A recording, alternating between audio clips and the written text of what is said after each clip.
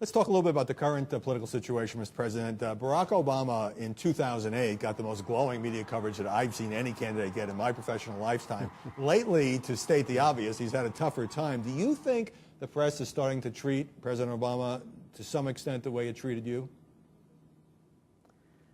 Well, nowadays we have the cable news services, and we didn't have them when I was president. In fact, CNN was formed in 1980, my last year in the White House. Right. And now with the discussion groups, for instance, on Fox News, that are totally biased, and they implant completely false images, not only of the facts about legislation that's passed or doesn't get passed, but also about the character of President Obama.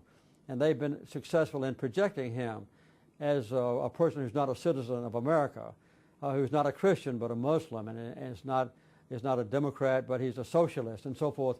And that those seeds that are planted every day that they broadcast by the discussion in the discussion groups have found harvest place in the minds of a lot of Americans. So I think they've completely twisted around what he has done, what he's accomplished, and his own personal character to his detriment.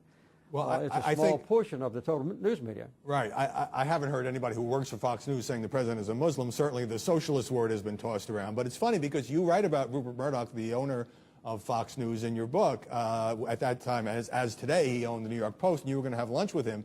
And you said he's a great ally or a great knife in the back.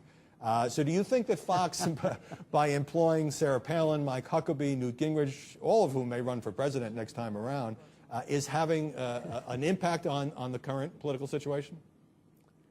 I don't know. I think they're still trying to control it next time that they have a Republican president, because almost all of those who are not holding public office are now employed on the payroll of Fox News. And I think this is something that's unprecedented, so far as I know, in American political history. Right. Journalists, it seemed to me, have been struggling since last year to understand the Tea Party movement, what they stand for, who's involved. Of course, it's not an organized party, it's a movement. Do you think the Tea Party has gotten enough media scrutiny? Well, I don't have any criticism of the members of the Tea Party. I know them. And a lot of those same people 30 years ago were the ones that put me in the White House, the ones that were dissatisfied with what was going on in government. But I think that this Tea Party doesn't realize that they are financed by oligarchs in the oil industry, primarily the Koch brothers and others, who want to avoid any sort of regulation of what they do, and also want to avoid compliance with improving environmental laws and so forth. So they've been pouring hundreds of millions of dollars into the political system in the last few months, particularly free after what I call a stupid Supreme Court ruling last January that said that corporations could give unlimited amount of money to political campaigns, and the donors could remain completely secret and not identifiable. So that has really greatly distorted the American political system in a deleterious way. Interesting that you see yourself as being the beneficiary of the equivalent of Tea Party sentiment in 1976.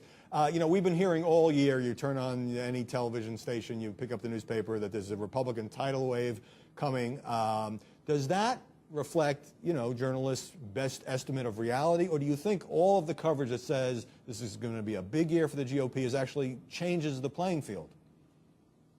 I don't know what the headlines are going to be the day after the election.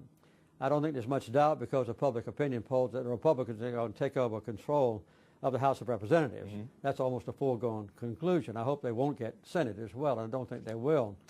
But this, I think, may have some benefits in the long term. First of all, the Republicans will now have a role in government identifiable as one of responsibility, that is, controlling an entire body of Congress. And whereas they have been almost completely irresponsible the first months of President Obama's term in office. Secondly, I think it'll give President Obama a lot better playing field. Now he'll be able to put forward his well-advised proposals.